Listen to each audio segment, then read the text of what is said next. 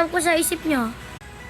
Anong akala ninyo? Yung mura na nagtotok ng masama? Hindi, be. O papasabi ka ng mura na word.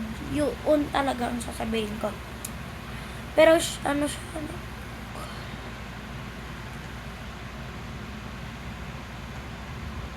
May ilaw siya. Holographic lomo cards. Tapos dun sa Blackpink. Isa lang yung puro Jennie yung holographic. So, saan ko sa ito ilalagay kung mauuno na ako, be? Dami nito.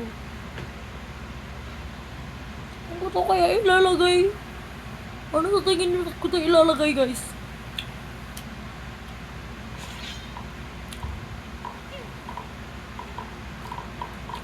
Kasi paano kung mag-order na naman ako ng Blackpink or Bene?